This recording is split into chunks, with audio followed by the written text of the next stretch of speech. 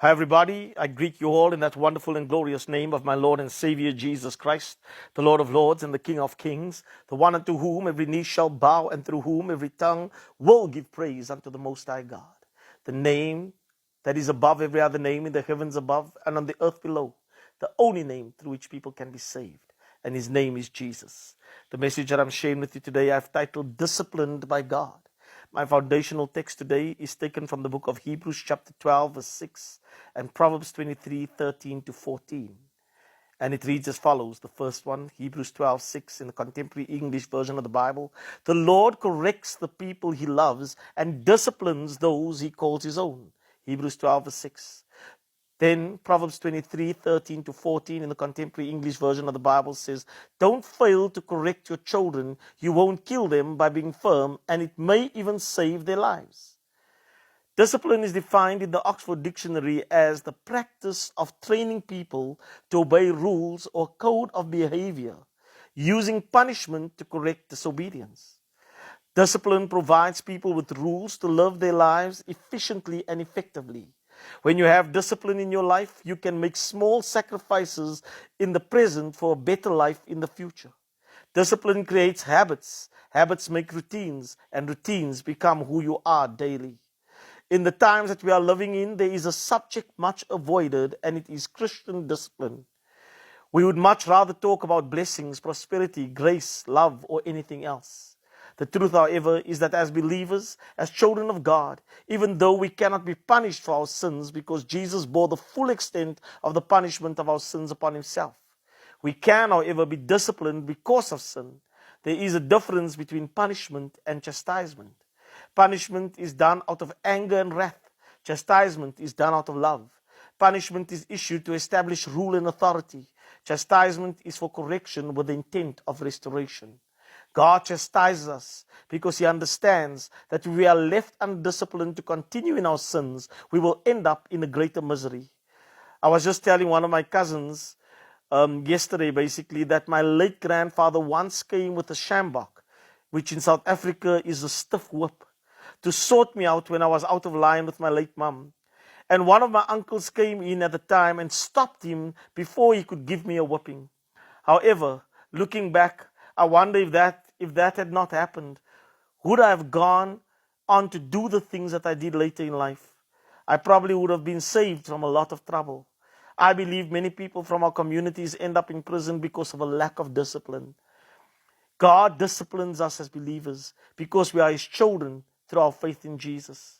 When we refuse his discipline, we open the door to the devil, who is waiting eagerly to attack us.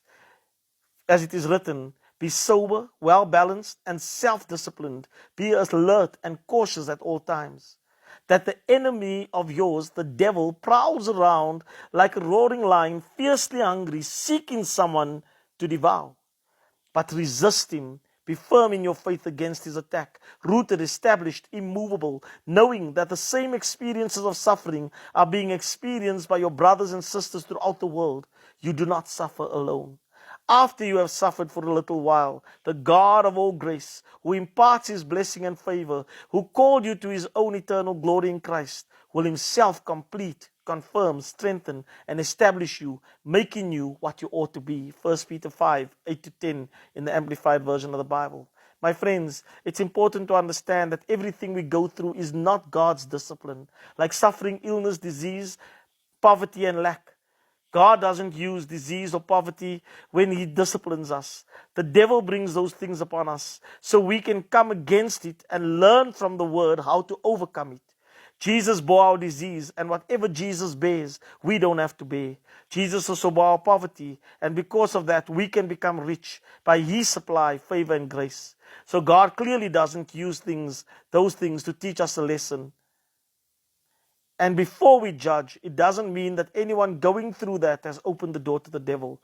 Believers will get attacked. The Bible states, many are the afflictions of the righteous, but the Lord delivers him out of them all. In Psalms 34 verse 19, in the New King James Version of the Bible. I want to emphasize that God never punishes us as believers for our sins, because Jesus was the substitute for our sins. Jesus bore the chastisement of our sins and took upon himself the full extent of the punishment of our sins. However, as stated, he does discipline and correct us. as it is written. And have you forgotten the encouraging words God spoke to you as his children?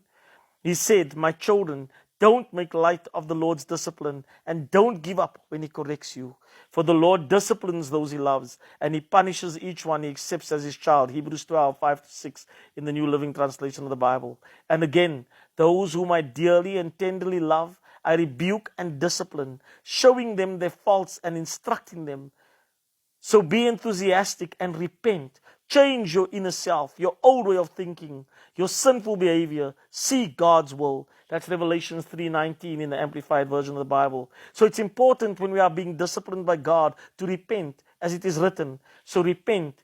Change your inner self, your old way of thinking, regret past sins, and return to God. Seek his purpose for your life, so that your sins may be wiped away, blotted out, completely erased, so that times of refreshing may come from the presence of the Lord, restoring you like a cool wind on a hot day. Acts 3:19 in the Amplified Version of the Bible. Repentance brings about restoration. Hence why, whenever God's people went off track, he sent someone to tell them to repent. The prophets, John the Baptist, Jesus, and the disciples preached repentance. God will use people to discipline us, to correct us. And he does it because he loves us. God used the prophet Nathan to correct David and the prophet Jeremiah when the nation of Israel were going astray. And then the nation of Babylon when they refused to repent. When God disciplines us, it's always with the intention of restoration. Even when our parents discipline us, it's with the intention of making us a better person. How we respond to discipline is important. Saul despised discipline and correction, and he lost the throne. David accepted it, repented, and even though there were consequences, remained on the throne and had a deeper understanding of God's loving grace and mercy. The Bible states, poverty and shame will come to him who refuses instruction and discipline. But he who accepts and learns from reproof or censure is honored. Proverbs 13 verse 18 in the Amplified Version of the Bible. And again, no discipline seems pleasant at the time, but painful. Later on, however, it produces a harvest of righteousness and peace for those who have been trained by it. Hebrews 12:11 and the New NIV, International Version of the Bible, the New International Version of the Bible. My friends, accept God's discipline and step into times of refreshing and produce a harvest of righteousness and peace, living a life of total wholeness, nothing missing, nothing broken. Remember that God loves you and Jesus is Lord. From me, Brendan at God Equipped Ministries, be blessed.